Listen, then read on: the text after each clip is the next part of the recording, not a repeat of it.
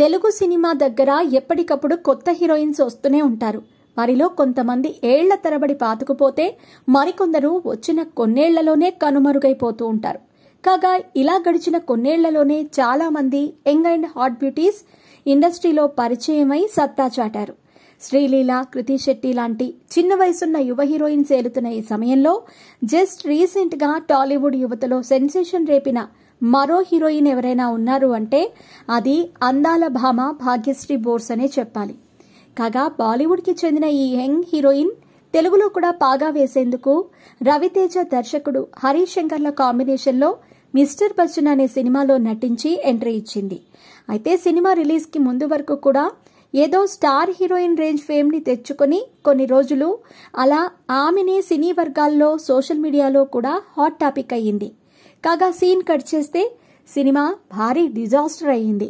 దీంతో భాగ్యశ్రీ మొదటి అడుగే తెలుగు సినిమాలో విఫలం కాగా ఇప్పుడు సినిమా ఓటీటీలో వచ్చాక మాత్రం మరో రకంగా కామెంట్స్ మొదలయ్యాయి. అప్పుడు థియేటర్స్లో చూడని వారు సినిమాని నెట్ఫ్లిక్స్లో చూసి దర్శకుడు హరీష్ శంకర్ పై నెగటివ్ ఫీడ్బ్యాక్ ఇస్తున్నారు. అసలు సినిమాలో హరీష్ దృష్టంతా భాగ్యశ్రీపైనే ఉన్నట్టు అనిపిస్తుందని, సినిమాని ఆమె కోసమే తీసినట్టుగా చేశాడు అంటూ సోషల్ మీడియాలో కొందరు ఫ్రస్ట్రేట్ అవుతున్నారు.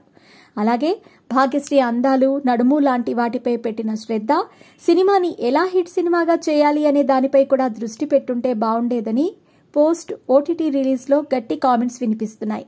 ఇంతేకాకుండా పలు క్రిన్ సీన్స్ పై కూడా హరీష్ శంకర్ పై భారీగా విమర్శలు వెల్లువెత్తుతున్నాయి. అప్పుడు సినిమా థియేటర్స్ లో రిలీజ్ అయినప్పుడు కూడా భాగ్యశ్రీ విషయంలో హరీష్ శంకర్ ఓవర్ డ్రామాటిక్ గా చేశాడని, రవితేజ లాంటి హీరోతో ఆమెకు అంత ఎక్స్పోజింగ్ చేయించడం అవసరమా అని కామెంట్స్ చేస్తున్నారు. ఈ సినిమా పీరియాడిటిక్ బ్యాక్ డ్రాప్ లో అయితే అసలు ఆ సమయంలో ఏ ఆడపిల్ల ఇంత ఎక్స్పోజింగ్, అది కూడా నార్మల్ సీన్స్ కూడా ఉండేది అంటూ కామెంట్స్ వచ్చాయి.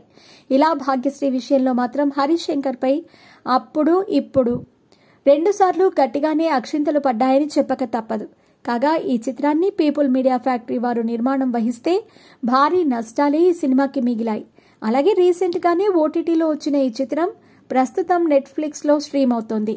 తెలుగు, తమిళ్, కన్నడ అలాగే మలయాళ భాషల్లో మిస్టర్ బచ్చన్ ప్రస్తుతం అందుబాటులో ఉంది.